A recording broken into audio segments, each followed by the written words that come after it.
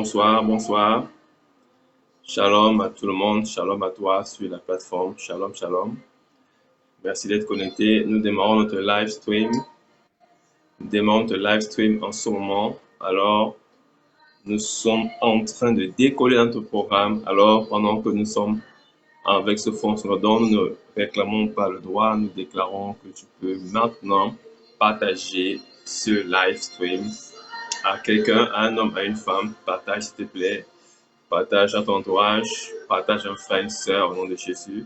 Nous sommes en direct ce soir sur Mathéo, qui est notre communauté d'édification, de disciplage et de formation à la parole et à la connaissance de Dieu. Vous savez que la marche peut être une marche militaire qui doit être instruite. C'est pourquoi nous voulons, avant toute chose, rendre grâce à Dieu pour ces moments. Père très saint, merci pour cette opportunité encore renouvelée. Merci pour le souffle de vie renouvelé qui nous donne encore la grâce et la faveur de parler de ta part. Ce que nous voulons dire ce soir, Seigneur, tu nous en as donné la capacité. Selon 2 Corinthiens 3,5. Ce n'est pas à dire que ce que nous faisons ce soir, nous le faisons par nous-mêmes, mais c'est toi qui nous en donnes la capacité. C'est pourquoi nous te supplions, Père, de relâcher ton esprit au milieu de nous, parce que nous sommes assemblés en ton nom, et nous sommes plus de deux. Et Seigneur, de transformer les cœurs par le message de l'évangile de grâce. Nous voulons, ô Dieu, mettre un homme et une femme debout, renverser les forteresses et relâcher sa destinée vers l'abandon de Jésus, sa destinée glorieuse en Christ Jésus. C'est pourquoi nous te recommandons les cœurs, l'atmosphère, les moments, et que tout esprit de manipulation, de confusion soit complètement chassé et suspendu en plein vol au nom de Jésus. Nous te recommandons les maisons, les familles et les personnes qui sont connectées. Nous prions, Père, qu'après ce programme, la vie d'un homme et d'une femme ne soit plus jamais la même. Au nom tout puissant de Jésus. Amen. Waouh, nous sommes dans la joie, nous sommes dans la joie. Et nous sommes en live ce soir. Et nous sommes dans la joie de pouvoir partager encore les merveilles de l'Éternel, les merveilles de l'Évangile. Ce soir, nous allons poursuivre notre programme. L'Évangile, une puissance pour le salut.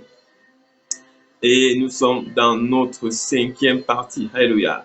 Donc, ça fait bientôt 5 séries que nous avons relâchées sur ce thème fabuleux, puissant, ô combien révélateur de la grâce de Dieu. Alors, sois la bienvenue à cet enseignement et Dieu est là pour te nourrir, pour te donner un repas spirituel, un repas puissant, un repas solide pour te faire ancrer davantage dans sa parole. Alléluia.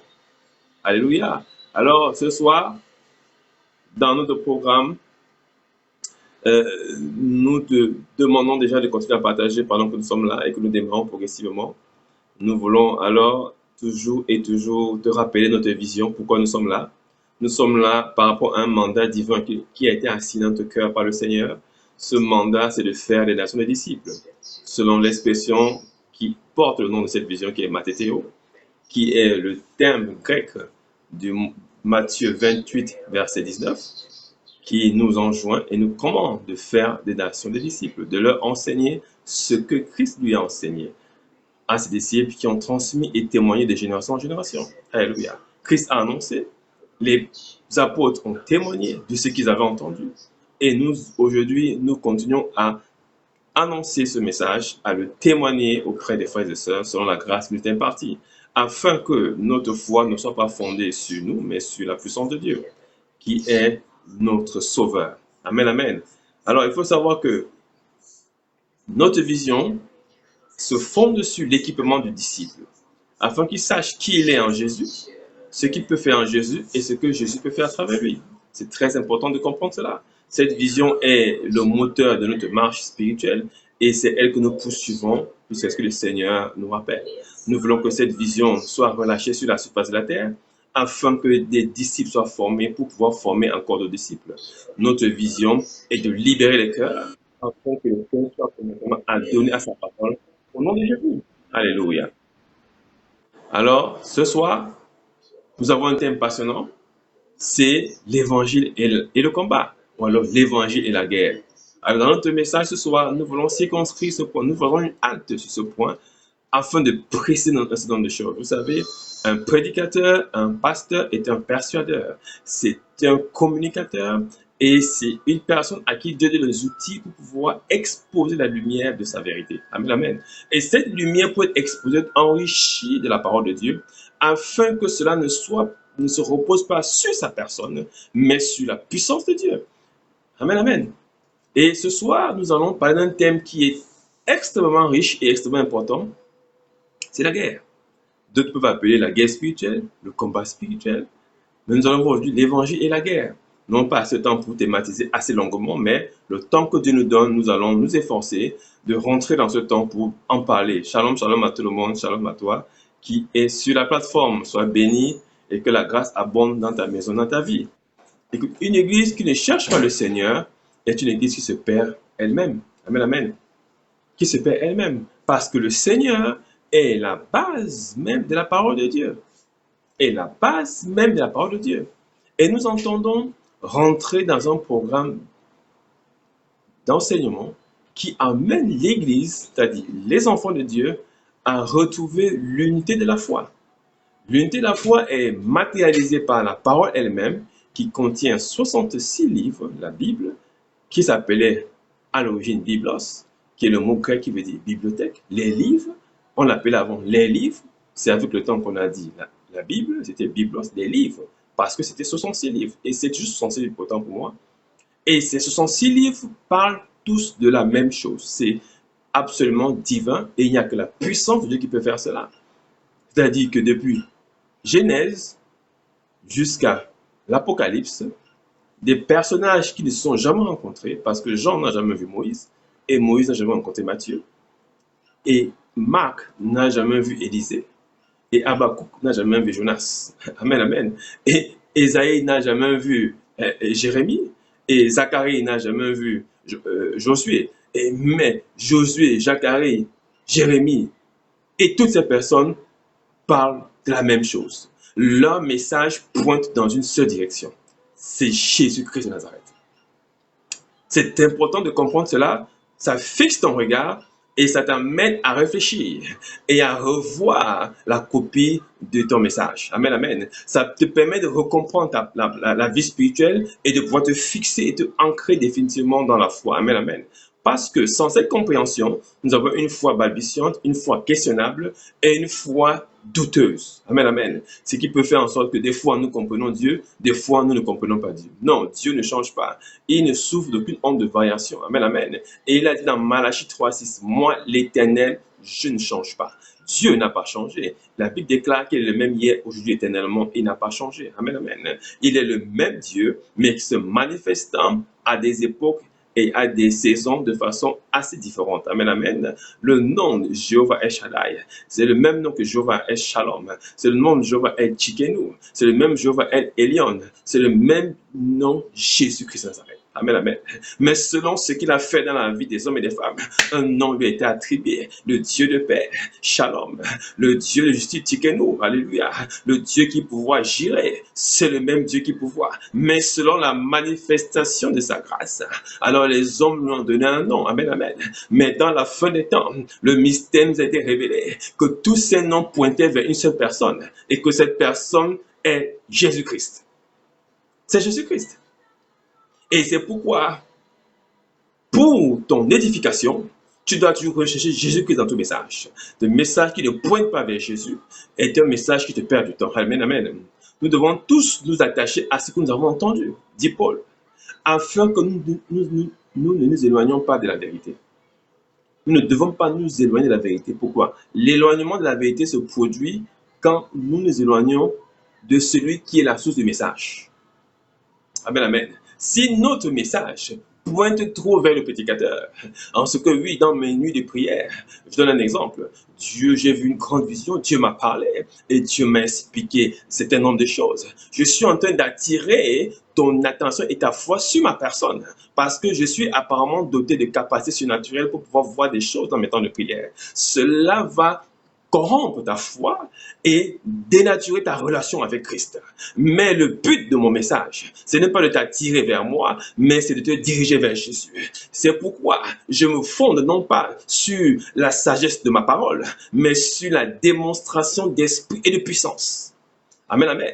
Et c'est ça qui fonde ta foi. Parce que je ne suis rien. Je suis debout aujourd'hui et bien demain, je peux ne plus être là. Mais tu dois continuer à vivre. Et l'Église et la foi doivent continuer. C'est pourquoi je pointe la parole de vérité ce soir sur Jésus-Christ et non sur personne d'autre. Amen, amen. Mais Jésus présenté d'une manière extraordinairement puissante. Amen. Afin que ta foi soit édifiée. Amen, amen. Nous devons nous attacher à ce que nous avons entendu. Nous devons nous attacher à ce qui est écrit aujourd'hui, on peut dire. Parce que hier, Paul avait entendu, parce qu'il avait été auprès de Pierre, qui lui ont raconté ce qu'ils ont vu avec Jésus. C'est pourquoi il dit, nous avons entendu, mais nous avons aujourd'hui le livre, le testament, l'Ancien et le Nouveau. Nous devons nous attacher à ce qui est écrit. Amen, amen. Et c'est ce qui avait été entendu, qui est aujourd'hui écrit. C'est la clé de notre marche spirituelle. Amen, amen. Alors, vous savez que le thème de la guerre spirituelle est un thème aujourd'hui qui est très, très galvaudé, qui est très utilisé. Et je pèse mes mots parce que ce thème va bousculer plus d'une habitude. Amen, amen. Mais nous n'allons pas rentrer dans la controverse ni dans la contradiction. Nous allons dire simplement ce que c'est exactement que la guerre. C'est quoi le combat exactement, où est-ce que ça se situe dans la parole de Dieu. Amen, amen. Nous devons comprendre que le contexte d'abord, pour commencer, le contexte est assez parlant. Parce que voyez-vous, l'histoire de cette grande famille qui depuis Abraham s'est déployée dans tout le Moyen-Orient et qui a eu une pause en Égypte a causé beaucoup de souffrance. Le peuple hébreu en Égypte a souffert. J'ai envie les Israélites, mais c'était les Hébreux à l'époque. Parce que descendant de Hébreux vient du mot Héber. Héber qui est un ancêtre d'Abraham, c'était des Hébreux. Après les Israélites, après les Juifs, à cause de la Judée. Amen, amen. C'est le même peuple qui, en différentes saisons, a changé seulement de visage. Amen, amen. Après la captivité à Babylone, quand ils sont rentrés en Jérusalem, ils ont adopté le nom de Judéens. C'est pourquoi on appelle des Judéens maintenant. Mais c'était les enfants de Nephtali, les enfants de Benjamin, les enfants de Joseph, les enfants de Manassé. C'était toute une grande famille. Amen, amen. Alors, les Hébreux en captivité ont crié à Dieu et cherchaient par toute leur force un sauveur. Amen, amen. Vous imaginez quand vous êtes en prison, qu'est-ce qui peut vous intéresser si ce n'est pas quelqu'un qui veut vous sortir de la prison? L'esclavage, quand vous sortez de l'esclavage, vous cherchez absolument à trouver un sauveur qui va vous amener à être libre. Amen, amen. Est-ce que tu me suis très bien? Alléluia. Et c'est cette prédisposition à chercher un sauveur qui a gardé dans l'histoire de la parole de Dieu cette notion de délivrance et de guerre. Amen, amen. Et cela a pointé vers une forme de délivrance qui serait une délivrance physique, matérielle, un avantage quelconque. Amen, amen. C'est cela. Et donc, pendant longtemps, les Hébreux savaient, les Israélites par la suite, et les Juifs plus tard, que le Sauveur serait quelqu'un qui viendrait les délivrer du colon, qui était à l'époque égyptien, et plus tard qui était romain. Alors on cherchait quelqu'un pour nous libérer, qui va nous libérer, qui va nous délivrer, qui va se manifester. Et à cette époque, naturellement, Moïse est celui qui s'est manifesté. Amen, amen. Et d'ailleurs même, il n'a pas rencontré l'assentiment de tous ses frères, parce que c'était un des leurs. Il dit, comment peux-tu venir nous libérer? Toi, tu es comme nous. C'est pas possible. Je paraphrase à peu près l'atmosphère, hein, c'est pas une parole de la Bible. Alléluia. C'était difficile pour eux, comme il a été difficile pour eux de croire en Christ, à Jésus, à son époque. Il dit, mais n'es-tu pas le fils de Joseph? N'es-tu pas le fils du charpentier? Tu veux nous raconter quoi là? C'était difficile. Amen, amen. Et donc, dans le contexte dont je parle, on a pris l'habitude de prendre le salut comme effectivement une forme de délivrance par rapport à une position physique, une position matérielle, un avantage quelconque. C'est le contexte qui a poussé à cela. Et tout le monde, jusqu'aujourd'hui, le sait. C'est pourquoi plusieurs personnes étant arrivées à l'église sont venues pour des libérations ou des délivrances physiques, des avantages quelconques. Voilà, ça ne va pas. Depuis que je prie, depuis que je travaille, je n'ai pas de promotion, ou je n'ai pas d'enfant, ou je n'ai pas de travail, ainsi de suite, ainsi de suite. Donc, ces choses qui ont affecté la vie des enfants de Dieu, leur ont fait croire qu'ils pouvaient trouver des réponses en allant à l'église, en allant auprès d'un serviteur de Dieu, ou en assistant à des réunions de prière, de façon sporadique, pour pouvoir avoir une solution. Comme il y en a qui, naturellement, sont aussi allés voir chez des personnes, comme on dit chez les Noirs, aller voir chez les marabouts, ainsi de suite. Donc, les gens sont allés à l'église avec le même raisonnement, le même background mental, comme quelqu'un qui va voir une diseuse de bonne aventure. Amen, amen. C'est ça qu'on appelle une forteresse dans la pensée des hommes. C'est-à-dire de penser que le fait d'aller voir un marabout, d'aller voir un tradipraticien et d'aller voir un pasteur, c'est la même chose. Et dans les faits, c'est la même chose. Pourquoi? Parce qu'on pose les mêmes problèmes. Amen, amen. Puisque quand on est devant le tradipraticien, il te demande qu'est-ce qui ne va pas dans ta vie et tu commences à énumérer, ça ne va pas, mon mari, ma femme, mes enfants, voilà, ça ne va pas, le travail, ça ne va pas. Quand tu vas voir le pasteur, il te pose la même question, tu dis encore la même chose, ça ne va pas, mon mari, ma femme, mes enfants. Mais finalement, qu'est-ce que nous cherchons? Alléluia. Vous voyez bien qu'à ce niveau, c'est introduit une erreur. Une erreur. Et les œuvres qui ont été faites chez le tradipraticien, les bains, les scarifications, les sacrifices d'animaux, ainsi n'ayant pas produit de résultat, alors on t'a dit à l'église, non, ça c'est de la sorcellerie, on va briser, on va prier, on va envoyer le feu, on va combattre. Et la notion de combat est née de ce fait. Et on nous a tous enseigné, alléluia, moi d'ailleurs aussi en premier, que le fait de prier d'une certaine manière, avec une certaine intensité, avec un certain type de mots, de vocabulaire, peut provoquer de miracles et libérer la personne. Amen, amen. Et c'est ainsi qu'est née la notion, cette notion de combat spirituel, je paraphrase. Hein. Il y a beaucoup d'autres éléments sous-jacents, je ne veux pas prendre la place de qui que ce soit, mais je te donne le contexte dans lequel cette pensée est née dans le cœur des enfants de Dieu. Et donc aujourd'hui, une église à laquelle j'allais parler en anglais tout atteindre, c'est-à-dire une église à laquelle qu'on fréquente, autant pour moi, et où il n'y a pas de prière de feu, n'est pas une église vivante. On ne fréquente pas ce genre de milieu, parce qu'il n'y a pas la vision, il n'y a pas le power, il n'y a pas le feu de la prière, il n'y a pas ces choses. Amen, amen. Et les gens vont là où il y a le feu, là où il y a l'autorité, la prière, le combat spirituel. Amen, amen. Mais ce soir, nous allons voir exactement de quoi il s'agit. Est-ce que c'est réellement cela le combat spirituel? Amen, amen.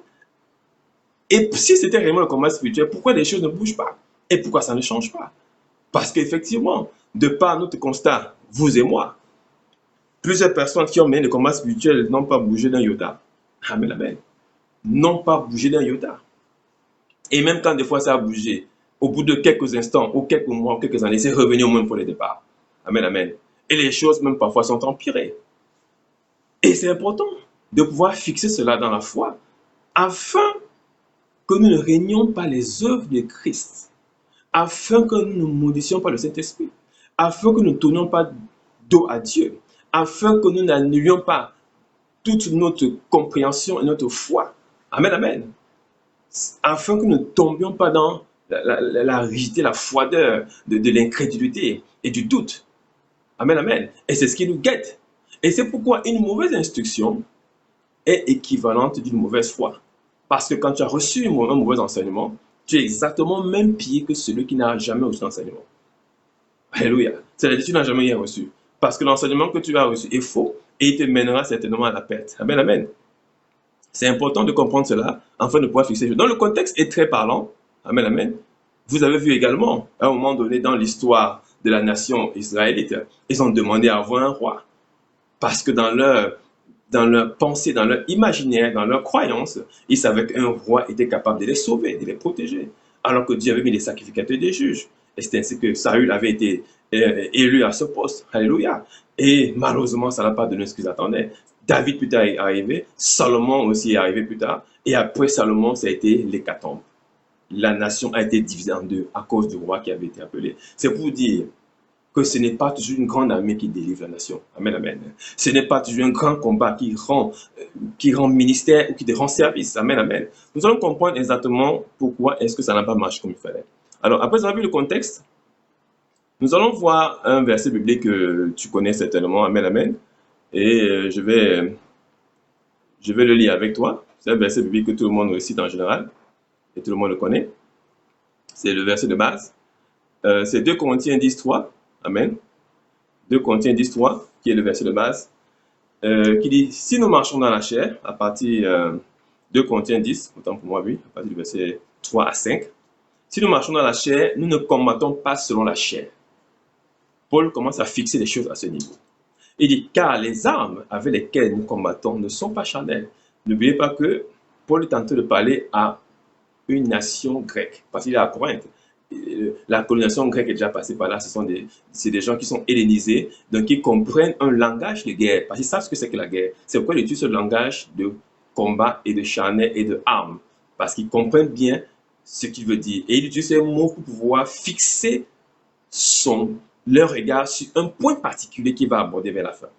Il dit, les armes avec lesquelles nous combattons, tout le monde connaît ce verset, c'est le verset phare dans le feu de la prière en général, ne sont pas charnelles, mais elles sont puissantes par la vertu de Dieu pour renverser les forteresses.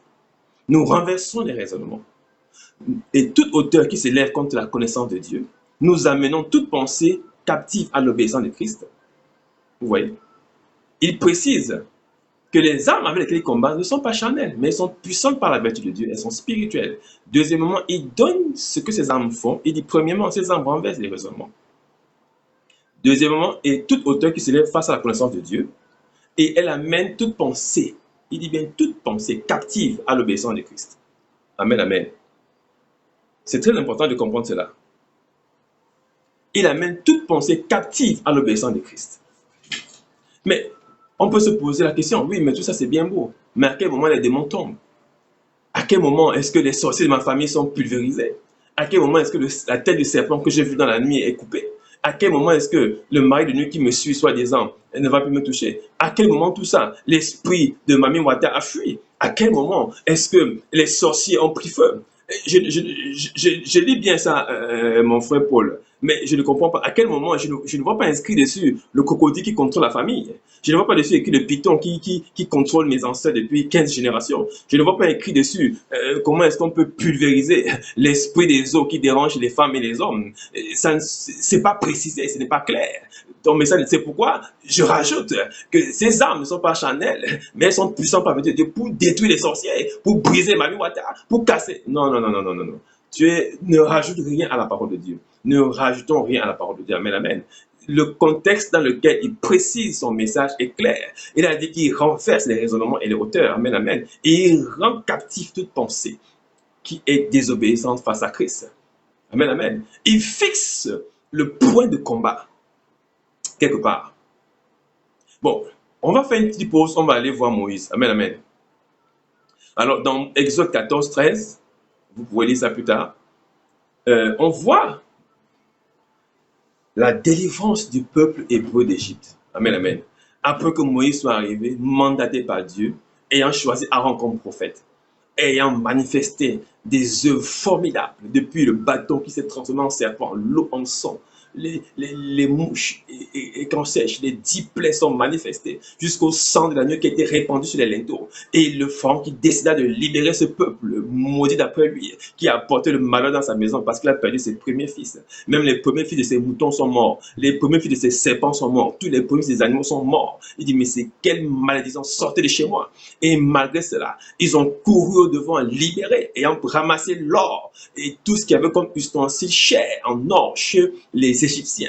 Et ils sont partis avec la joie, dansant et fêtant la délivrance. Mais ils sont arrivés au bord du Nil, au bord de la mer Rouge, autant pour moi. Et ils ont dit, mais Moïse, mais c'est quoi cette blague? On pensait aller quelque part, tu nous amènes où?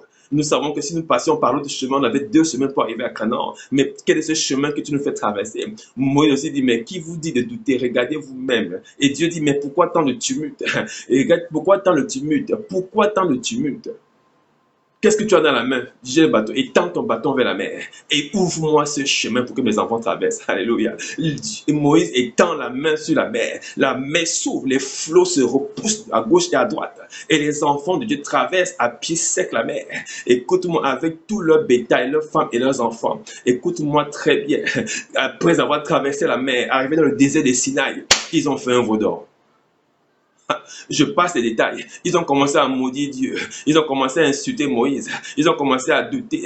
Ils ont commencé à dire des paroles méchantes. Dieu est descendu, il a dit à Moïse, pousse-toi de mon chemin que je termine avec ces gens. Je vais les exterminer. Moïse a dit, pitié papa, ne fais pas ça. Que vont dire les Égyptiens? Je veux te dire une chose. Malgré tout ce que Moïse a pu faire comme acte de miracle, de signe et de prodige, ses enfants n'ont pas été transformés.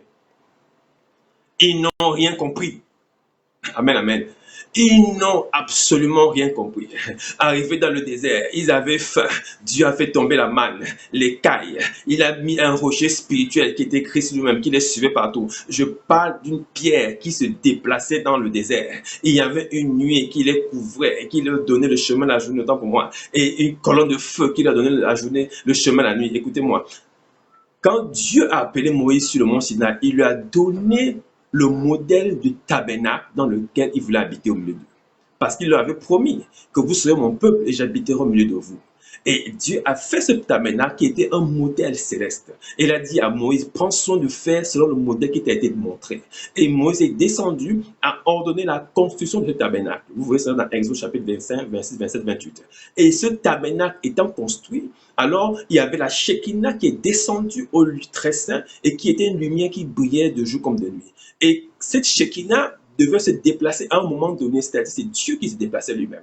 Et ils étaient en pèlerinage dans le désert. Écoute-moi ce qui se passait. Et alors, quand la Shekinah, la lumière se déplaçait, alors il fallait absolument, comme une armée, plier bagages, parce que c'était des nomades.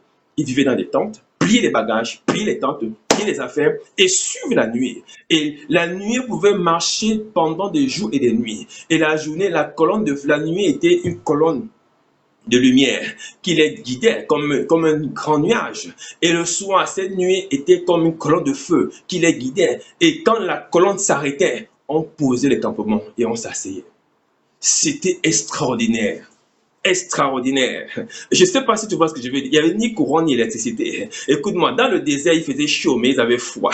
Il y avait un climatiseur ambulant et vivant qui marchait avec eux. Ils étaient encadrés par cette nuit. Écoute, la nuit, c'est des nuages. Si tu as déjà vu les nuages, sauf que les nuages sont glacés. Écoute-moi très bien. Même pendant que tu traverses le désert, même pendant que tu traverses ces moments difficiles, il y a un climatiseur qui est Jésus-Christ, qui marche avec toi.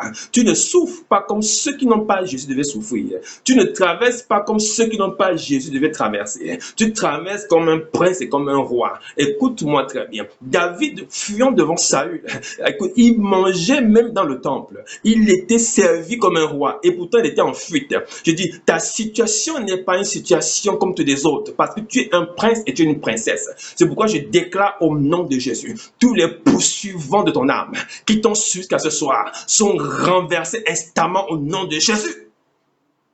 Je déclenche une avalanche de feu ce soir et de soufre sur toute institution exotérique voulant détruire ta destinée, ton étoile. Je déclare au nom de Jésus le renversement de leur complot, le brisement de leur stèle, la cassure de leur plan au nom de Jésus. Je déclare leurs activités sans effet au nom de Jésus. Alléluia. Ce peuple marchait dans le désert avec un climatiseur et la nuit était réchauffée avec un chauffage naturel. Oh, écoute, la colonne de feu produisait de la chaleur. Il n'avait pas froid la nuit et la journée n'avait pas chaud. Quel est ce peuple? Et la Bible nous dit plus tard dans les d'Hébreux qu'ils ont marché et leur soulier ne s'est pas déchiré, leur talon ne s'est pas fendillé. Est-ce que tu peux comprendre cela? Ils avaient la même chaussure pendant plus de 30 ans, 40 ans. Quel est ce miracle? Mais malgré tous ces miracles, ce peuple était rebelle. Et toute une génération est tombée au désert. Il n'y a que Josué et Caleb et quelques-uns qui s'en sont sortis. Tous sont restés dans le désert, morts, enterrés dans le désert, parce que Dieu était en colère. Comment est-ce qu'après avoir fait les 10 plaies d'Égypte, comment après avoir fendu la mer, comment après avoir fait tomber la manne du ciel, comment après avoir fait déplacer un rocher pour vous abreuver, comment après avoir mis un climatiseur dans la journée et un chauffage dans la nuit, vous avez continué à me régner? Et Moïse, qui est un grand prophète, a peiné, a fait comprendre à ces gens ce qui se passait. Nous allons rentrer en profondeur de ces choses au fur et à mesure que nous allons enseigner. Amen, amen. Je ne vais pas rentrer trop dans ces choses, je vais simplement dire, tout ce qui se passait, c'était une image des choses à venir. Moïse était en train de vouloir leur faire comprendre que le salut, en réalité, ce n'est pas moi. Le salut, c'est celui qui va arriver, c'est le Messie. Et ce que je vous présente sont des images de ce Messie. Est-ce que tu me comprends très bien? Le tabernacle était l'image du cœur d'un homme dans lequel Dieu va habiter. C'est pourquoi le Dieu descend dans ce tabernacle au lieu très saint. Le lieu très saint est identifié comme étant le cœur de l'homme. Amen, amen. Et le lieu saint est identifié comme étant ton âme, et le lieu et les parvis sont comme ton corps. Et ces trois entités, donc le parvis, le lieu saint, le lieu très saint, représentent exactement ton corps, ton âme et ton esprit. Et donc, Dieu habite dans le lieu très saint de ton esprit. Et c'était cet endroit, Dieu voulait leur montrer que plus tard, il y a quelque chose qui va arriver. Une alliance va se produire sur le mont Sion avec les fils de la délaissée. Et je viendrai habiter dans leur cœur après ces temps. Quel temps? La résurrection de Jésus son Fils, qui va venir mourir pour toi et pour moi sur la croix. Et après cette mort, mon esprit va être répandu sur toute chair. Et vous aurez des visions, des songes, je vous prophétiserai et vous marcherez en nouveauté de vie. Vous aurez une nouvelle naissance qui, elle veut dire naître de l'esprit. Et par cette nouvelle naissance, vous allez produire une nouvelle race sur la terre qui n'est jamais arrivée. Et cette nouvelle race sera l'image du royaume des cieux qui va arriver. Est-ce que me suit la profondeur de ce message? Et malgré toutes ces choses, Moïse n'arrivait pas à leur expliquer. Il ne savait pas quoi faire. C'est pourquoi Dieu a dit, fils, retourne à la maison. Tu n'arriveras pas à Canaan, parce qu'à Canaan, ils vont t'enterrer vivant. Amen, amen. C'est pour te dire quoi? Tout ce que Moïse a pu faire, tout ce qu'il a pu amener, la mer, le serpent d'airain. Écoute, comment tu peux imaginer des gens tombent malades, on leur dit, regardez un serpent et vous êtes guéri. Et tu regardes le serpent, il est guéri. Mais ce serpent d'airain représente quelque chose. C'était Christ sur la croix. Cela voulait dire que plus tard, ceux qui regarderont à Jésus crucifié, l'œuvre accomplie de la croix, seront sauvés. C'était ça la guérison. Et donc, toutes ces typologies utilisées par Moïse pour instruire son peuple n'ont pas pu changer ces gens. Amen, amen. Est-ce que tu me suis? Et donc, cette marche était compliquée. Ils ont continué à désobéir. Ils ont continué à désobéir. Moïse était fatigué. Et c'est ainsi que dans la colère, il a cassé les tables de la loi. Amen, amen. Il est remonté sur le mont Sinaï pour jeûner et prier encore pendant encore des jours. Et refait une nouvelle table. Parce qu'il aimait ces gens. Il voulait les voir sauvés. Amen, amen. Il est revenu plus tard, imposer cette loi et donner maintenant les commandements de la loi. Amen, amen. Et vous voyez donc, vous comprenez pourquoi la loi était un précepteur, selon ce que dit la parole de Dieu. Pourquoi? Parce que ces gens avaient la nuit raide, le cou raide, c'est-à-dire c'est des gens qui étaient têtus et qui ne comprenaient pas. Il a été ainsi jusqu'à ce jour. Les gens continuent à douter de Dieu. Les gens continuent à se moquer des œuvres de la croix. Les gens continuent à renier le Saint-Esprit. Les gens continuent à dire ce qu'il veut dire. Ce sont des gens à la nuque raide. Écoute, s'ils ne sont pas prédestinés pour le ciel, ils seront prédestinés pour l'enfer. C'est pourquoi je t'adjoins, toi, de ne pas t'éloigner de ce qui est écrit. Ne t'éloigne pas de la parole de Dieu, qui seul va ancrer ta foi et ton âme dans le paradis. Amen, amen. Et la Bible déclare, nul ne vient à Christ si Dieu le Père ne l'attire. Amen, amen. Si Dieu le Père ne l'attire. Et qu'est-ce que cela veut dire? Si Dieu le Père ne l'attire, Dieu par là dit ceci. Nul ne vient à Christ si Dieu le Père ne l'attire. Mais Dieu est esprit. Et l'esprit ne peut attirer que ce qui est esprit. Amen. Est-ce que tu me suis? Dieu ne va pas attirer ta chair. Dieu attire ceux qui sont prédestinés à recevoir le Saint-Esprit. C'est pourquoi il dit qu'il nous a prédestinés avant la fondation du monde. Et je te dis ici que si tu es là, tu m'écoutes. Tu ne m'écoutes pas parce que tu n'as rien à faire, parce que c'est ta nature. C'est ta véritable nature qui est en train de se manifester. Ton esprit a besoin de ce message pour se nourrir. Après avoir mangé un plat d'aliments naturels, tu as besoin de manger un plat spirituel parce que tu es fait de 3 parties et ton esprit doit recevoir sa part d'aliments afin de pouvoir marcher dans cette vie. Écoute-moi, la marche n'est pas seulement alléluia, amen. Tu dois comprendre les mécanismes spirituels qui sont inhérents à ta foi. Amen, amen. Et c'est pourquoi, étant choisi selon Éphésiens 1, avant et élu en Christ, qui lui a été appelé, élu avant la fondation du monde, tu es prédestiné. Donc tu n'es pas là par hasard. Ta marche n'est pas hasardeuse. Tu ne t'es pas trompé de chemin. Amen, amen. Tu ne t'es pas trompé de plateforme. Tu ne t'es pas trompé de serviteur. Tu ne t'es pas trompé de communauté. Tu es au bon endroit. Tu es là où ton âme doit recevoir son aliment afin de pouvoir croître en Christ Jésus. Alléluia. Mais une chose est certaine, c'est que cette prédestination est une prédestination spirituelle. Elle est spirituelle. Et ce que Dieu appelle, ce que Dieu attire, il n'attire pas ceux qui sont censés vivre selon la chair. Non, il attire ceux qui sont censés vivre selon son esprit. La prédestination est un message qui crée des équivoques. Parce qu'on a l'impression qu'il y en a qui sont sauvés, il y en a qui ne sont pas sauvés. Mais c'est la prédestination. Et ce n'est pas moi qui l'ai écrit. C'est Dieu qui l'a écrit dans sa parole. Amen, amen. Nous sommes prédestinés. Cela veut dire qu'il y en a qui ne sont pas prédestinés. C'est aussi simple que cela. Amen, amen. Ce n'est pas le lieu de pouvoir disserter là-dessus. C'est la prédestination. Il y a ceux qui sont prédestinés à être sauvés et à ceux qui ne le sont pas. Et on a des images dans la parole avec derrière Judas, qui a marché avec les disciples, qui a chassé les démons, qui a mangé avec Jésus et qui plus tard a raté le ciel. Alléluia. Mais Pierre, qui lui a régné Jésus de façon publique et ouverte, n'a pas raté le ciel. Vous pensez que c'était à cause de ses qualités? Il était prédestiné.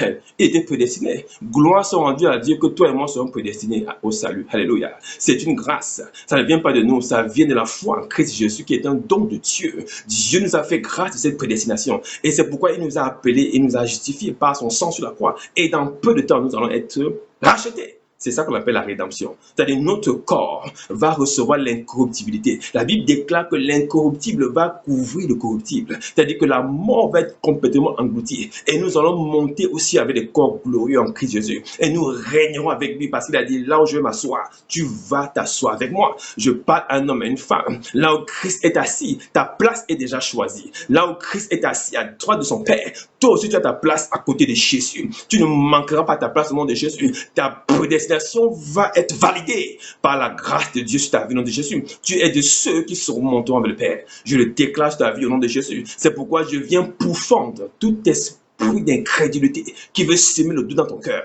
Je viens détruire au nom de Jésus. Alléluia. Et donc, la chair a du mal, écoute-moi très bien, dans le livre de Jean nous donne un enseignement particulier. Il dit que les enfants de Dieu sont nés non de la chair ni de sang, ni de la volonté des hommes. Amen, amen. Mais de la volonté de Dieu. Et donc, Jean décrit les différentes dimensions de la chair. De l'état naturel, il parle, du sang, il parle de l'homme, il parle de la chair, qui veut dire la même chose, c'est-à-dire que l'être naturel sans Dieu, sans Christ, sans l'Esprit de Dieu. Et donc, cet être-là, cette nature-là, ne peut pas te conduire à Dieu. La chair ne peut pas te conduire à Dieu. Amen, amen. Mais la prédestination est ce qui peut te conduire à Dieu. Parce que Josué et Caleb étaient prédestinés à être sauvés. C'est pourquoi leur comportement était différent. Mais les autres ne l'étaient pas. Alléluia. Et donc, ce que je veux te dire, c'est que malgré les miracles que Moïse a pu faire, je retombe dans le combat maintenant. Malgré les miracles que Moïse a pu faire, malgré tout ce qu'il a pu faire comme... Écoute, si c'était à cette époque, tu aurais fait la même chose que ces gens-là. Même si on avait fendu la Seine à Paris, même si on avait fendu le Voué à Douala, ou le Logoué, ou je ne sais pas quel feu dans ta région, je dis au nom de Jésus, tu allais renier celui qui avait fendu la mer. Pourquoi? Parce que tu ne peux pas comprendre les choses spirituelles par ton entendement naturel. Alléluia. Dieu leur demandait simplement une obéissance, pas plus que ça. De suivre Moïse, qui était le leader. Mais ils ont voulu suivre leur propre intelligence. Alléluia. Et c'est là où le combat a démarré. Alléluia. Alors, ces choses, ces miracles qui ont accompagné le ministère de Moïse n'étaient pas capables de transformer ces gens. Il en est ainsi jusqu'à ce jour. Un miracle produit devant toi à l'église. Je vois un peu de jour dans Facebook un homme qui était en train il y avait une femme qui avait un bras plié, peut-être tu vas voir ce post, et ils étaient en train de prier, ils versaient des bouteilles d'eau et le bras de la femme s'est détaché, ainsi de suite. Mais juste ça m'a laissé à 37 degrés. Alléluia. Je ne suis plus sensible à ce genre de miracle. Alléluia. Parce que Moïse a fait plus que ça. Écoute, Dieu est Dieu. Il a permis que Moïse soit Moïse. Est-ce que tu me suis? Il a permis que Moïse soit Moïse afin que personne ne vienne faire plus que Moïse. Parce que quelqu'un pouvait se lever le matin pour dire oui, si j'avais fendu la mer, ils seraient sortis d'Égypte. Est-ce que tu me suis? Moïse a fait tout ce qu'un être humain sur la terre peut faire. Et que personne ne fera plus jamais. Donc Dieu a fermé le chapitre humain de la délivrance. Tu peux te délivrer par toi-même. On te dit qu'un homme qui fait... Non, est-ce que nous sommes sérieux? Est-ce que nous sommes sérieux un instant? Est-ce que nous réfléchissons un instant? Il jette un bâton devant le pharaon, le bâton s'en fout en serpent. Pharaon dit, oh, ça c'est petit, mais son bâton avale les bâtons de pharaon. Un gars comme ça, il passe devant moi, mais je lève les mains au ciel.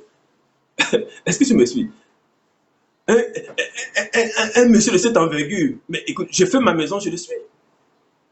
Est-ce que vous vous imaginez, je vais vous donner une image de ce qui s'est passé. Quand le peuple hébreu est sorti d'Égypte et qu'il marchait vers Canaan, écoute-moi très bien, on parle de plus de 3 millions de personnes qui marchaient comme une caravane. C'est comme tu peux être assis à Paris, tu peux être assis à Lomé, tu peux être assis à Dakar, tu peux être assis à Casablanca, tu peux être assis à Libreville, tu peux être assis à Mombasa, à Nairobi, tu peux être assis à Lagos et tu vois de ta fenêtre 3 millions de personnes en train de traverser la ville. Et tu te demandes, mais vous allez où? On dit, on suit Moïse. C'est lui qui a fait des miracles, vous avez entendu. C'est lui qui a fendu la mer de Lagos. C'est lui qui a fendu la baie de Hudson à New York. C'est lui qui a fendu la mer du Canada. C'est lui qui a fendu la mer Noire. C'est lui qui a détruit l'océan. C'est lui qui a renversé Pharaon. Écoute-moi, je fais ma maison, je pars. Est-ce que tu me suis? On ne parle pas de n'importe qui. C'était une masse, une marée humaine qui traversait l'Orient et qui allait vers Canaan. Écoute-moi, c'était des gens redoutables et puissants. Et quand une armée se tenait devant eux, ils écrasaient, comme plus tard avec Jéricho. Quand Josué est arrivé après avoir traversé le Jourdain, arrivé à Gilgal, Dieu a dit, fais pause, écoute ce que tu vas faire. Pendant 7 jours, tu vas tourner, le 7e jour, tu vas tourner 7 fois et les murs vont tomber. Vous parlez de quoi? Et malgré ça, il y a un gars qu'on appelle Akan qui a désobéi. Ah, qui est? Je veux vous amener quelque part. Les œuvres physiques ne peuvent pas transformer un homme. Est-ce que tu comprends? On te parle de Jéricho qui est tombé. Et si vous lisez un peu dans l'histoire anthropologique et l'histoire, j'ai envie de dire géologique, vous verrez que les murs de Jéricho sont tombés de l'intérieur, pas de l'extérieur. Comment ça peut se faire? Qui a poussé les murs? C'est incroyable. C'est incroyable. Malgré toute cette délivrance que ces hommes équipés par Dieu, mandatés par le Très-Haut, ont opéré sur la surface de la terre et sous le soleil, les hommes ont régné la foi. Ils ont refusé. Ils ont dit non, c'est pas suffisant. Écoute-moi très bien. Salomon lui-même est arrivé avec une richesse extrêmement flambante. Malgré toutes ces richesses, les gens ont détruit la foi dans la vie des gens. Les gens ont régné Dieu. Et c'est pourquoi tu ne peux pas fonder ta foi sur des miracles. Alléluia. Les miracles sont utiles pour convertir les païens. Mais pour toi qui es enfant de Dieu, les miracles te suivent et t'accompagnent. Parce que quand tu es dans la lumière, les miracles suivent ta lumière qui est dans ton cœur. Les miracles doivent t'accompagner selon Marc 16, verset 16 à 17. Tu n'es pas né pour suivre les miracles. Tu es né pour que les miracles te suivent. Est-ce que tu me suis très bien? Et c'est ça que les enfants de Dieu n'avaient pas compris. Écoute, les miracles devaient en fait les accompagner. Ça ne devait pas être un élément sur qui devait s'appuyer. Et c'est pourquoi en s'appuyant dessus, ils ont rejeté Moïse. Ils devaient dire non, sur la base des miracles qui nous accompagnent, nous comprenons que nous allons quelque part. Sur la base des miracles que Moïse a produits en Égypte, nous comprenons que nous allons quelque part. C'est cette compréhension qu'ils devaient avoir. Mais sur la base des miracles, ils ont maudit Dieu. En disant que tu as fait quoi là? Nous, on mangeait bien les bédoums, les gâteaux, les croissants, les bananes en Égypte. On tuait nos poulets. On mangeait du poisson braisé. On avait nos shawarma. On avait nos bouchées de viande. On était à l'aise en Égypte. Écoute, on buvait de l'eau fraîche. On avait nos repas garantis. Tu nous amènes où là dans le désert? Les gens reniaient. Pourquoi? Parce que la délivrance ne peut pas être produite par des actes naturels et des actes charnels. Ce n'est pas en posant un acte prophétique que tu vas délivrer. Oh, est-ce que quelqu'un me suit très bien ce soir? Amen, amen. Le message est un peu lourd ce soir. Hein? C'est pour que tu puisses comprendre de quoi il s'agit. Amen, amen. Même si tu poses quel genre d'acte, même si tu noies ta maison sur l'huile, tu ne seras pas délivré. Ça ne changera rien. Même si tu prends une baignoire d'eau bénite et que tu dormes dedans pendant 15 jours, rien ne se passera. Oh, est-ce que monsieur ce soir? J'ai dit le message ça va bousculer vos habitudes, ça va bousculer votre compréhension, mais c'est le message de la vérité. Et c'est ce qui est écrit que je suis en train de lire. Alléluia. Nous devons sortir de cette compréhension qui rapetisse notre mental. Nous sommes des dieux sur la surface de la terre. Nous ne pouvons pas réfléchir comme des poux. Nous devons être capables de raisonner et de tenir notre intelligence. Dieu nous a doté de quelque chose de formidable. Écoute-moi très bien. Écoute-moi très bien. Alléluia. Notre Seigneur est un grand Dieu. Il n'a rien à cirer ton caractère ni ton tempérament. Il n'a rien à cirer ta personnalité ni ce que tu peux valoir. Tout ce qu'il cherche à savoir, est-ce que tu es dans ma bergerie? Parce que, laisse-moi te donner une observation. Quand David gardait ses brebis, les brebis de son père, écoute-moi très bien, et qu'un ours se souvenait, et qu'un lion survenait, alors, et arrachait une brebis, il poursuivait l'ours et le lion, et arrachait la brebis de ses dents et ramenait à la maison. Écoute-moi, David ne se posait pas la question de savoir si la brebis avait une couleur de peau, une nationalité, une origine, une provenance, une manière de vivre, une manière de dormir. Dieu nous aime tous autant que nous sommes. Dieu ne regarde pas si ton feuillage va avec ton plumage. Il ne regarde pas si ton identité marche avec ta personnalité. Il ne regarde pas si ta famille est une famille conviviale. Il ne cherche pas à savoir si tes origines sont pures ou sont impures. Tout ce qu'il veut savoir, est-ce que tu crois en Jésus-Christ? Est-ce que tu crois en Jésus-Christ? Alors, si tu crois en Jésus-Christ, cela veut dire que tu es doté d'une nouvelle mentalité. Tu es une nouvelle créature. Écoute-moi, c'est même le thème que je veux donner à ce message. Mais Dieu m'a envoyé ailleurs. Écoute-moi très bien. Quand tu crois en Jésus, automatiquement, tu as reçu de par ta nouvelle naissance, une nouvelle identité. C'est cette nouvelle identité qui n'est pas visible à l'œil nu, mais que Dieu voit. C'est pourquoi dans la bergerie, Dieu ne nous voit pas comme étant de nationalités diverses, de races diverses, de familles diverses. Il nous voit comme de nouvelles créatures. Des gens qui ont accepté Jésus dans leur vie et qui désormais marchent en nouveauté de vie. Et c'est cette identité qui prévaut dans la marche spirituelle. Parce que cette identité correspond à une nouvelle intelligence. Alléluia. Une brebis n'arrive pas à discerner entre un loup et un mouton.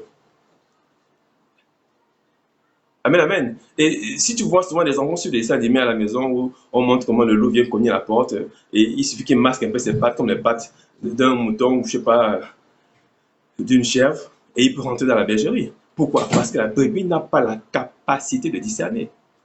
Et Dieu, sachant cela, il nous garde parce qu'il nous aime tellement. Écoute, si tu es un berger, tu vois que les bergers chérissent leurs brebis parfois plus que les enfants. Parce qu'ils savent que les pauvres ne peuvent pas se défendre. C'est comme ça que Christ nous voit. Il sait qu'on ne peut pas se défendre par nous-mêmes. Mais il nous garde avec une jalousie. La Bible déclare qu'il nous sommes comme la prunelle de ses yeux. Alléluia. Et il nous garde avec une telle jalousie que cette jalousie peut faire détruire la présence de l'ennemi. Sûrement là où je vais. Mais ce que Dieu attend de ses enfants, de ses brebis, c'est que ces enfants soient renouvelés de l'intérieur, que leur intelligence soit renouvelée. Amen, amen. Est-ce que tu me suis? Il attend que l'intelligence soit renouvelée, afin que les enfants de Dieu marchent dans une nouvelle dimension. Écoute-moi très bien. Si ton intelligence n'est pas renouvelée, tu seras toujours en train de penser que ta vie ne vaut pas la peine. Et qu'il n'y a rien de nouveau. Alléluia. Si ton raisonnement n'est pas transformé, tu penseras toujours que tu es le dernier et que tu es le plus vaurien des vauriens. Si ton intérêt n'est pas renouvelé, tu penseras toujours que ton salaire n'est pas assez suffisant et que tu peux avoir plus que ça et que tu peux encore avoir et que ceci, tu vas dévaloriser ce que tu as comme avantage ou bien ce que tu as comme acquis pour espérer ce que tu vas avoir. J'ai envie de dire ceci. Si ton intelligence n'est pas renouvelée, tu ne pourras pas lire avec les yeux de Jésus ce que tu vis. Alléluia. Tu ne pourras pas. Et c'est pourquoi, qu'est-ce que ça produit quand l'intelligence n'est pas renouvelée? Ça produit ce qu'on appelle le combat spirituel. C'est-à-dire quoi? Cette propension à déverser nos problèmes sur les autres. Cette capacité à faire des sorciers des dieux. Cette capacité à faire des situations des montagnes. Cette capacité à transformer des choses simples, factices, en des problèmes insurmontables. Est-ce que tu comprends? C'est le manque d'information et de renouvellement d'intelligence qui fait croire que ces choses existent et qu'elles sont insurmontables et qu'elles sont des difficultés. Est-ce que quelqu'un me suit? C'est pourquoi quand ton intelligence n'est pas renouvelée, tu peux aider des gens Écoute-moi très bien. Tu peux aider les gens pendant des années, les héberger chez toi, et quand ils partent, ils ne disent même pas au revoir. Tu peux aider des gens dans ta vie, et ces gens ne t'appellent même plus jamais. Nous tous, on connaît ces choses-là. Tu peux avoir soutenu une soeur, un frère pendant des années, et quand le frère ou la soeur a trouvé une situation professionnelle stable, alors, même un petit coucou par WhatsApp ne t'envoie plus. Tu apprends même que la soeur se serait mariée quelque part, ou le frère a voyagé. Tu entends ça comme ça des autres amis. Et ça fait très mal. Mais ça fait mal. Pourquoi? Parce que les actes charnels ne peuvent pas transformer quelqu'un. C'est normal que tu sois un pont que Dieu a permis à une personne de traverser. Remercie Dieu d'avoir été utile à un frère et une soeur et puis tu avances. Amen, amen. C'est tout ce qu'il faut comprendre là-dedans. Si tu veux comprendre que la personne te dit merci, tu vas perdre ton temps. Amen, amen. Pourquoi? Parce que même malgré le pont que Dieu a fait dans la mer rouge, les gens n'ont pas dit merci à Jésus. Ils n'ont pas dit merci à Dieu. Même après avoir fait tomber la manne du ciel, en mangeant, ils n'ont même pas prié. Ils n'ont même pas dit merci à Dieu pour la manne qui est tombée. Et quand ils avaient soif, ils se tournaient vers la pierre, ils buvaient de l'eau. Ils n'ont pas dit merci à Dieu. Et toi, tu as gardé un frère pendant 2 jours, tu veux qu'il te dise merci? Est-ce que tu me comprends? Mais c'est normal, pourquoi? Parce que ce sont des choses de la chair. Ce qui est né de l'esprit, esprit, et ce qui est né de la chair, chair. Alléluia. C'est ça le problème. C'est des choses de la chair. Je n'ai pas dit c'est normal. Je ne suis pas en train d'encourager le manque de reconnaissance. Je dis si ça arrive, n'en fais pas une montagne. Pourquoi? Parce que c'est ça qui a créé la guerre spirituelle, entre guillemets, dans le cœur des gens. En disant certainement je suis rejeté, en certainement je suis maudit, mais comment est-ce que les gens peuvent avoir ça, moi je n'ai pas ça? Comment les gens peuvent être à ce niveau, je n'ai pas à ce niveau? Et on commence à se donner une image de sorciers, de familles de sorciers qui nous poursuivent, de familles de fantômes qui nous suivent. On commence à projeter nos problèmes sur d'autres sphères que nous ne maîtrisons même pas. On commence à croire que le jeûne et la prière va renverser toutes ces choses. On commence à se mettre dans des états de prière intenses, en voyant le feu partout pour dévorer l'ennemi. Mais à la fin du compte, l'ennemi n'est même pas touché. Parce que l'ennemi, c'est le diable. Alléluia. L'ennemi, ce n'est pas ta mère. L'ennemi, ce n'est pas ton père. L'ennemi, ce n'est pas ta grand-mère. L'ennemi, c'est le diable. C'est lui qui est l'accusateur de nos âmes. Alléluia. C'est pourquoi tu peux envoyer le feu à gauche, à droite, mais ça ne touche pas l'ennemi. Parce que l'ennemi a une arme que tu n'imagines même pas. Son arme, ce n'est pas le fétiche. Son arme, ce n'est pas l'envoûtement. Son arme, ce n'est pas de mettre ton nom dans une marmite et de jeter sous la terre. Son arme, ce n'est pas de prendre tes sous-vêtements et d'aller jeter sous la terre. Son arme, ce n'est pas d'envoûter tes fils. Ton arme, ce n'est pas de prononcer des sorts de mort. Son arme, ce n'est pas d'envoyer l'accident à ta maison. Son arme, c'est ton cœur. C'est de te faire douter de la foi. Alléluia.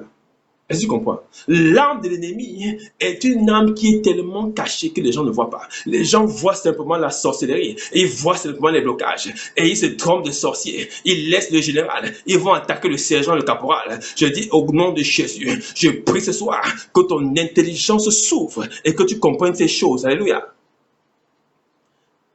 Parce que l'instruction divine est la principale des armes de Dieu. Écoute-moi très bien. Je vais te lire une prière de Paul et je vais avancer. Paul a fait une prière particulière. Paul a fait une prière particulière. Il dit ceci dans le livre d'Éphésiens 1, je crois, à partir du verset 15, 16, 17, 18. Il dit ceci. Je ne cesse de rendre grâce pour vous, faisant mention de vous dans mes prières. Écoute la prière de Paul. Afin que le Dieu de notre Seigneur Jésus, le Père de gloire, tu peux nommer ça type de prière. Le Père de gloire vous donne un esprit de sagesse et de révélation dans sa connaissance. Et qu'il illumine les yeux de votre cœur pour que vous sachiez quelle est l'espérance qui s'attache à son appel et quelle est la richesse de la gloire de son héritage qu'il réserve aux saints. Et encore, quelle est envers nous qui croyons l'infinie grandeur de sa puissance, se manifestant avec efficacité par la vertu de sa force. Je ne lis pas dans cette prière que le sorcier qui a bloqué ta mère meure. Je ne lis pas dans cette prière que le marabout qui avait attaché le village soit tombe. Je ne lis pas dans cette prière que le nganga ou le génie qui avait été invoqué dans la famille soit brûlé. Je ne lis pas dans cette prière que les bombes descendent du ciel et incendient le village. Est-ce que me suit? Il est temps que nous grandissions. Alléluia. Il est temps que nous grandissions. Je ne lis pas dans cette prière que l'homme qui a pris ta femme ou la femme qui a pris ton mari va tomber pour que tu prennes sa place. Je ne lis pas dans cette prière que les ennemis, ceux qui te doivent l'argent, doivent te rembourser à tout prix. Alléluia. Cessons de faire des fausses prières. Parce que notre ennemi travaille dans une autre dimension plus élevée. C'est pourquoi Paul a dit, non, les armes avec lesquelles je combats, moi, Paul, ne sont pas charnelles. Elles sont puissantes par la vertu de Dieu pour renverser les forteresses. C'est quoi les forteresses? On ne parle pas ici de la maison du grand-père. On ne parle pas de la maison familiale où on a enfermé les marins des gens. On ne parle pas des rivières où on a jeté ton cordon ombilical. On ne parle pas du bananier où on a enterré ton placenta. On parle des forteresses mentales qui te maintiennent dans la captivité de la foi inutile. Est-ce que tu me suis? C'est pourquoi l'évangile, c'est une puissance, mais dans certaines versions, c'est la puissance, c'est la force. Quand tu es dans la Bible du Semeur, ou dans la Bible Osterval, ou la Bible en français courant, tu verras ceci. L'évangile est la puissance, c'est une force. Écoute-moi, l'évangile, ce n'est pas une puissance, c'est la puissance de Dieu. Écoute, quand je suis en train de prêcher comme je prêche, je suis en train de relâcher la puissance de Dieu. Quand je parle de Jésus, je suis en train de relâcher la puissance de Dieu. Écoute-moi, tout prédicateur et tout enfant de Dieu est un guerrier notoire.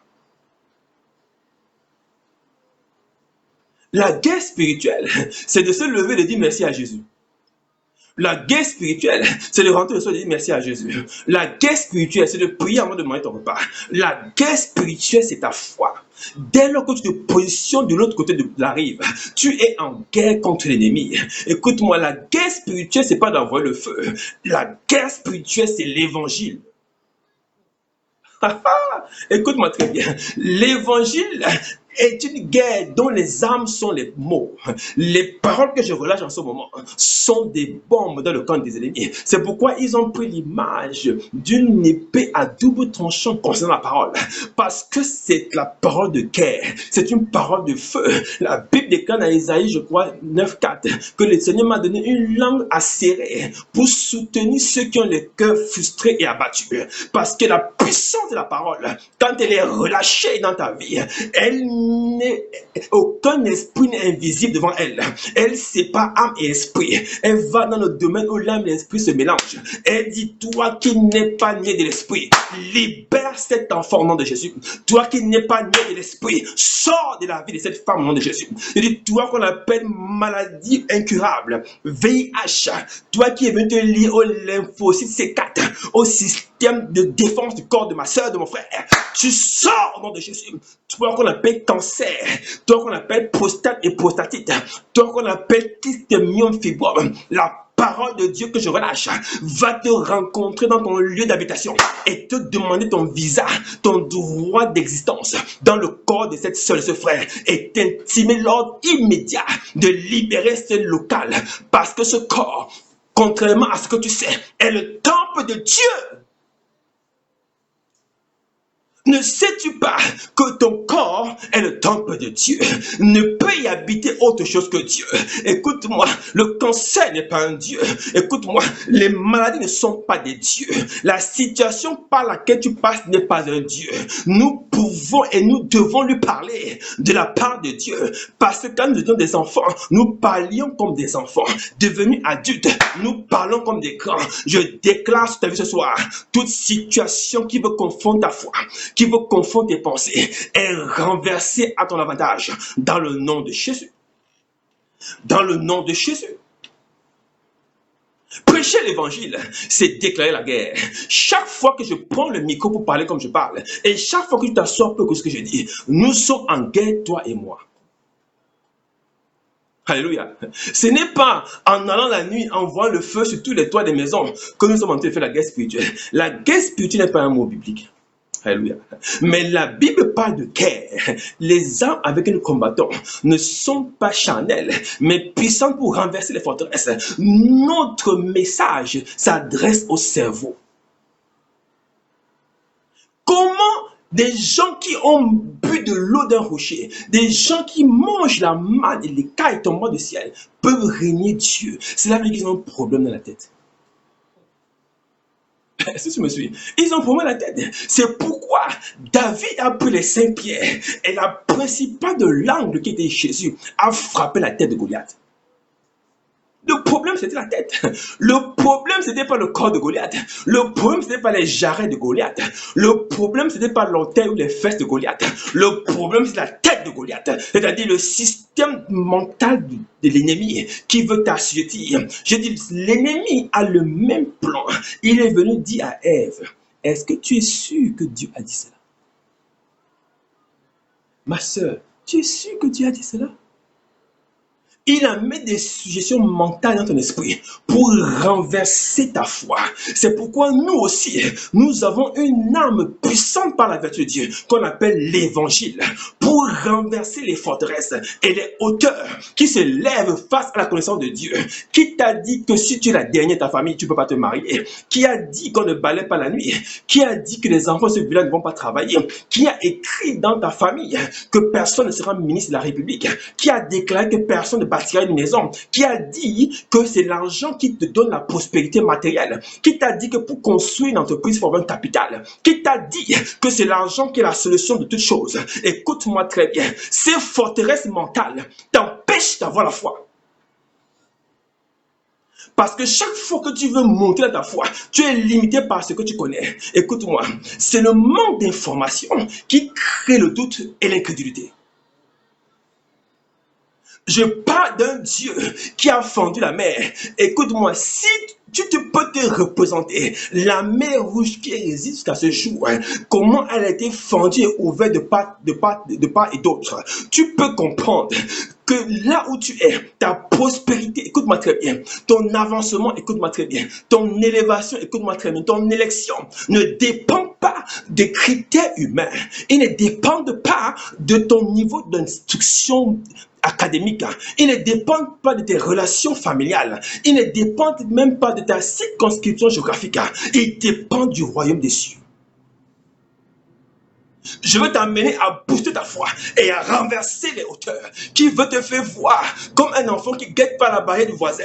Il veut voir s'il y a la télé là-bas et la barrière bloquée. Écoute, ces barrières, ces hauteurs, c'est ce que tu as reçu de la famille, c'est ce que tu as reçu du village, c'est ce que tu écoutes chaque jour à la télévision, les impossibilités, les choses qui sont impossibles, les choses qu'on ne peut pas faire, les choses qu'on ne peut pas arriver. Je ne peux pas arriver là-bas. Je ne peux pas avoir le visa, je ne peux pas me marier, je ne peux pas faire ceci. Écoute, ça c'est de ce côté. Mais spirituellement, je ne peux pas rendre grâce à Dieu. Je ne peux pas rendre ministère.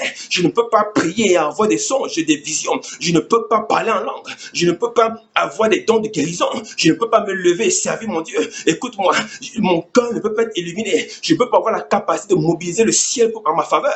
Ces choses, c'est les choses qui viennent t'assaillir pour réduire ta foi. Alléluia. Pour réduire ta foi.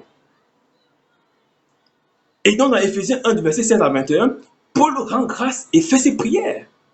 Il dit que le Dieu, notre Seigneur, le Père de gloire, te donne à toi un esprit de sagesse.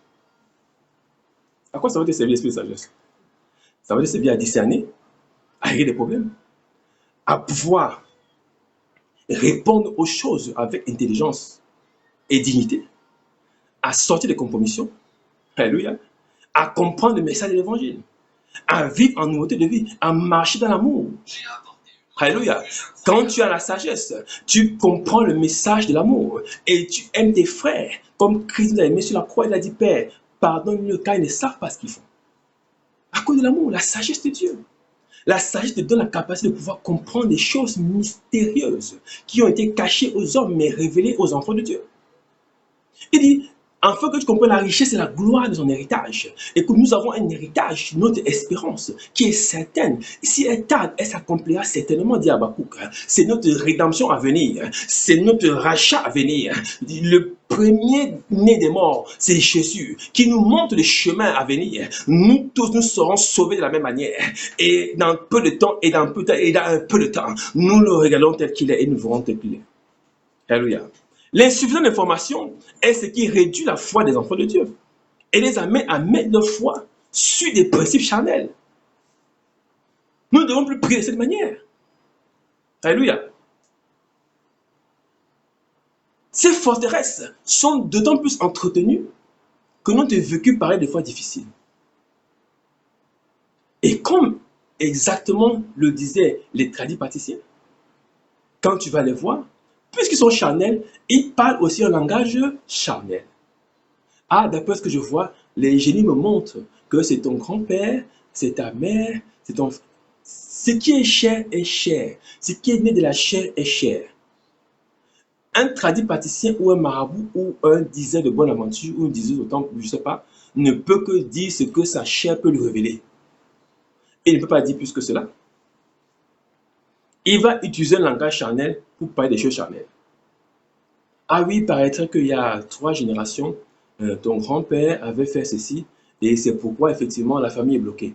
Et il paraîtrait qu'on avait planté derrière la maison au village un coq vivant et c'est ce qui a bloqué la famille et nous devons faire un travail pour déterrer le coq qui avait été enterré en 1935.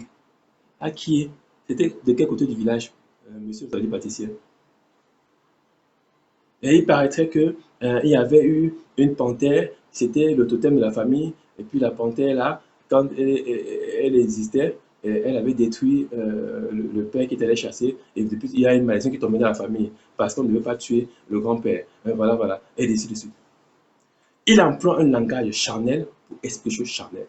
Mais nous qui sommes spirituels, nés de la parole de Dieu, nés de la volonté de Dieu, selon la semence de la promesse, nous ne sommes pas assujettis aux visions de la chair. Nous ne sommes pas nés de la chair, nous sommes nés de l'esprit. Et c'est pourquoi les choses charnelles ne peuvent pas nous affecter. Écoute-moi très bien, même la mer rouge n'a pas converti les Hébreux. Ce n'est pas toi que cela va convertir, mais ce qui te convertit, c'est la bonne nouvelle, c'est l'évangile de grâce, l'évangile de la gloire de Jésus, le message de la rédemption, le message de la vie éternelle. C'est ce message qui est une guerre face à l'ignomité de l'incrédulité, qui veut te ramener à vivre comme un porc alors que tu es le fils d'un roi. Amen, amen. Nous allons chuter avec cette histoire fabuleuse dans Luc 15, à partir de 17 à 18. Une histoire terrible. C'est l'histoire du fils prodige. Du fils prodige, étant entré en lui-même, à partir du verset 17, étant rentré en lui-même, il se dit, combien de mercenaires chez mon père ont du pain en abondance? Et moi ici, je meurs de faim. Je me lèverai, j'irai vers mon père et je lui dirai, je me lèverai, action, j'irai, action, et je dirai, action. Quand la vie arrive, les actions commencent à se mener. La délivrance des fois dans ta vie, c'est quand tu commences à faire des choses que tu ne faisais pas hier. Quand tu commences à rêver des projets, des activités à faire, tu sens que là, ta prière est en train de bouger le monde des ténèbres. Alléluia. Parce que des choses que tu n'imaginais pas. Il dit, étant rentré en lui-même, il a pris conscience. Je me lèverai, j'irai, je ferai, je parlerai. Il n'avait jamais pensé comme ça avant. Et donc vous comprenez que quelque chose s'est passé dans sa tête. Quelqu'un me suit très bien. Quelque chose s'est passé dans son mental. Quelque chose s'est passé dans ses pensées. Sa façon de penser subitement a été transformée et changée. Mais qu'est-ce que je fais là? Écoute-moi. Et il se leva, alla vers son père. Mais avant ce verset, vous lirez à partir du verset précédent, vous verrez qu'il vivait dans une porcherie. Et il voulait même manger la nourriture des porcs, mais on ne lui donnait pas. Qu'est-ce que cela veut dire? Cela veut dire que c'est la situation d'un enfant de Dieu qui n'a, d'un être humain, d'un homme qui n'a pas l'Esprit de Dieu avec lui. Une vie en dehors de Christ est une vie charnelle. Et donc c'est une vie animale aussi, pour ceux qui n'ont même pas entendu Christ. Et cette vie animale est une porcherie. Vous savez, l'image du porc a été prise à dessein parce que pour les Juifs, le porc, c'est la malédiction suprême. Et comment un Juif pouvait-il se retrouver à manger avec des porcs? Vous savez ce que c'est que le porc pour les Juifs?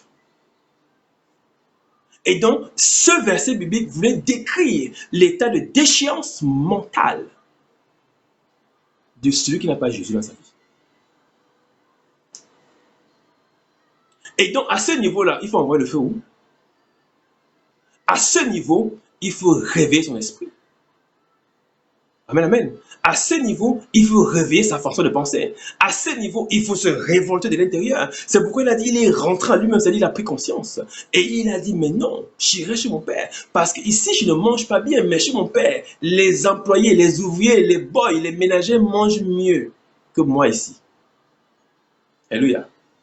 Et quand il a dit son père, la Bible précise que son père était à la porte, il attendait. Il était encore loin, son père le vit et fut ému de compassion. Écoute-moi, est-ce que vous voyez la position de son père? C'est la position de notre père, le Seigneur. Il ne dort, il ne sommeille. Par sa position, il intercède auprès du Père. Pour nous, c'est notre avocat.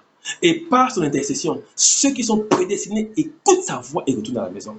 C'est pourquoi je t'ai dit ceci. Tu n'es pas là parce que tu connais le frère James ou bien parce que tu veux écouter ce message. C'est parce que Dieu le Père t'a attiré à Christ parce que tu es prédestiné.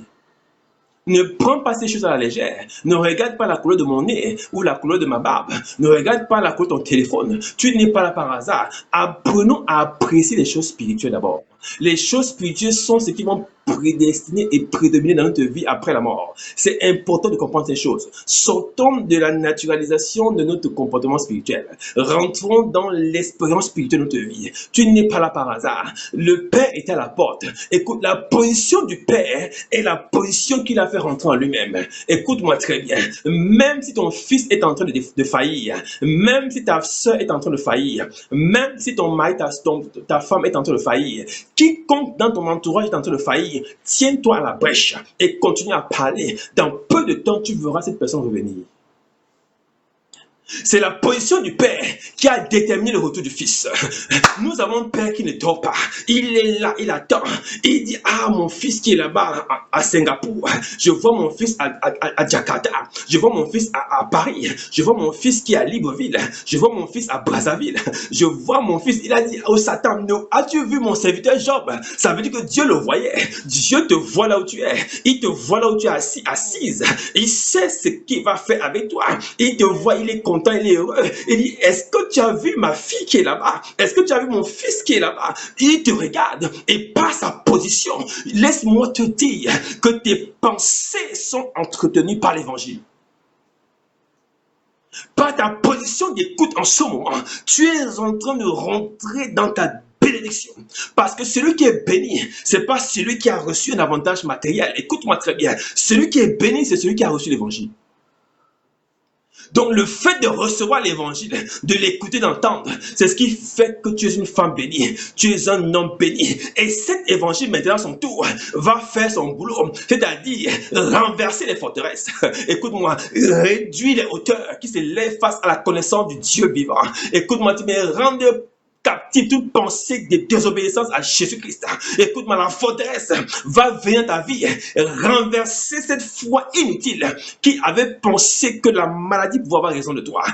Cet évangile va venir dans ton cœur, te faire comprendre que la fin de la vie de ton père n'est pas la fin de ta vie, que la fin de la vie de ta mère n'est pas la fin de ta vie. Cela va te faire comprendre qu'aucun gouvernement national humain sur la terre ne peut prédominer sur ton avenir économique, parce que ton niveau économique n'est pas naturel, il est du royaume des cieux. Écoute-moi très bien, ton économie n'est pas gérée par une banque centrale, elle est gérée par Jésus lui-même.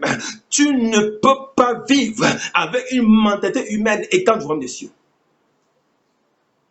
Tu es un ambassadeur, une ambassadrice du royaume sur la terre. Tu ne peux pas être ambassadeur si tu n'as pas la citoyenneté d'un endroit. Alléluia. Tu es ambassadeur du ciel parce que tu es citoyen du ciel. C'est pourquoi sur la terre, de par ta position, tu ne peux pas venir ici et te corrompre par la mentalité de ce monde. Gloire soit rendue à Dieu pour toi et pour moi, qui avons échappé à la corruption de ce monde et qui sommes renouvelés de l'intérieur parce que nous avons été régénérés par sa grande miséricorde pour une espérance vivante. C'est pourquoi je déclare cette vie ce soir, dans le nom tout-puissant de Jésus. L'Esprit de Dieu qui est dans ton cœur est le même esprit qui a relevé Jésus entre les morts. C'est pourquoi je déclare, ce qui était mort dans ta vie va se relever au nom de Jésus. Je le proclame ce soir. Ce qui avait été tué mentalement pour ramener ta foi à un niveau très bas, pour te faire douter de ce que Dieu peut faire. Je dis ce soir, je prie que le Seigneur illumine les yeux de ton cœur, qu'il illumine les yeux de ton cœur, qu'il illumine les yeux de ton cœur. Je prie que le Seigneur te donne l'esprit de sagesse. Un esprit de sagesse. Père, je te rends grâce, mon frère et ma soeur, ce soir, dans le nom de Jésus. Ma prière est que l'esprit de sagesse soit le partage, qui domine dans leur génération. Que leur intelligence soit totalement transformée et renouvelée de toutes parts. Que leur nouvelle créature soit manifeste et puissante au nom de Jésus.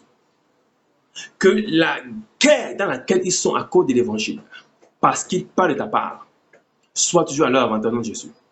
Qu'ils ne soient jamais trouvés à terre, mais toujours debout. Jamais en bas, toujours en haut. Parce qu'ils sont célestes et non terrestres. Ils sont d'en haut et non en bas. Ils ne sont pas de la queue, mais ils sont de la tête. Je déclare au nom de Jésus, aucune maladie qui a détruit la famille ne va te détruire. Je le proclame au nom de Jésus. Il dit, aucune mort cyclique ne frappera la porte de ta maison. Je dis, dans ta maison, personne ne se perdra. Je dis, personne ne se perdra au nom de Jésus. Parce que la puissance de l'évangile a sauvé la maison de Corneille. Lui qui n'était pas un enfant de Dieu. Mais combien en sera-t-il pour toi qui es enfant de Dieu? Je dis, aussi vrai que Jésus est sorti du tombeau, ta maison ne sera pas endeuillée au nom de Jésus. Ta maison ne sera pas en dénom Jésus. Je menace et je challenge tout esprit de mort relâché contre toi ce soir. Je dis, ton esprit n'est pas un esprit qu'on peut manger sur une table de sorcellerie. Tu n'es pas né pour être mangé parce que ta foi est au-dessus de ces choses. Je déclare au nom de Jésus, selon Luc 10, 19, nous marchons sur ces choses au nom de Jésus. Nous les détruisons au nom de Jésus. Tu es libéré de ces choses. Je prie pour ta guérison maintenant.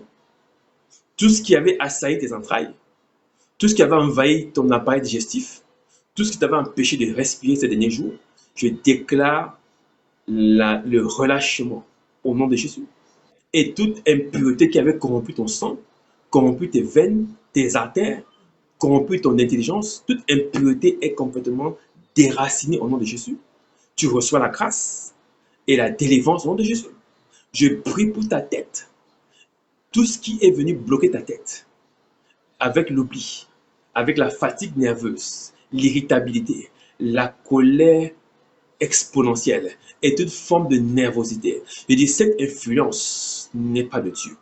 Toute influence qui est sur ta tête en ce moment, qui est représentée par un serpent à tête de naja ou à tête de quoi que ce soit, je déclare ce soir, par la foi, qu'ils sont secoués et jetés au feu au nom de Jésus. Ils sont secoués et jetés au feu au nom de Jésus. Tout ce qui empêche que ton contrat soit signé, que ton CDI soit validé et que tes dossiers administratifs soient relâchés. Je dis tout ce qui empêche tout contrat te concernant.